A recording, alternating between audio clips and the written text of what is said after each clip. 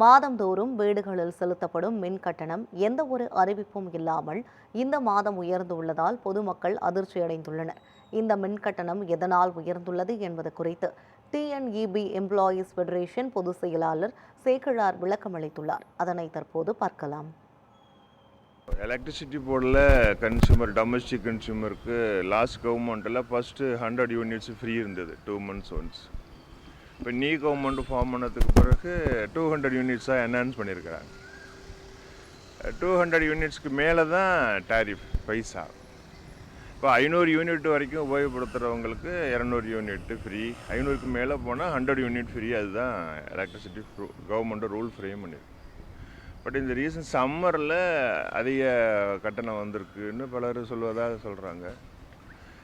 Because of summer, last year சம்மரை compare பண்ணும்போது இந்த சம்மரில் யூட்டிலைசேஷன் ஜாஸ்தியாக இருக்குது. குறிப்பாக கடந்த மாதம் என்பது இந்த மாதம் வர வெயில் அதிகமாக இருக்குது. அதுதான் அதுக்கு காரணம். இப்போ மின்சார வாரியத்தில் ஏற்கனவே மின்துறை அமைச்சர் அவர்கள் சொல்லியிருக்கிறது போல தான் மின்சார வாரியத்தில் ஒரு உத்தரவு போட்டிருக்கிறாங்க. எல்லா நிலை பொறியாளர்களும் அந்த சர்வீஸ் கனெக்ஷனை இன்ஸ்பெக்ஷன் பண்ணணும், எங்கே ரைஸ் ஆகி வந்திருக்கோ. இப்போ அஃபிஷியலாக 3.7 தான் சொல்லியிருக்கிறாங்க, 3.7 lakhs. இப்போ nearly about 2 crores something domestic consumer இருக்கிறாங்க. அதில் 2.7 இல்லை 3.7ங்கிறது ரொம்ப பர்சன்டேஜ் கம்மி. அப்படி தான் பார்க்கணும். இது வெயில் இருக்கும்போது எந்த டிஸ்டர்பன்ஸும் இருக்காது, யூசேஜ் ஜாஸ்தி இருக்கும். மின் கட்டமைப்பை பராமரிப்பு, துணை மின்கள் பராமரிப்பு, மின் ஊட்டிகள் பராமரிப்பு, இது ரொட்டீனாக நடந்துக்கிட்டு தான் இருக்குது. இதுக்கும் அதுக்கும் சம்மந்தம் இல்லை. பவர் யூட்டிலைசேஷனில் தான் இந்த பில்டிங் இப்படி வருது.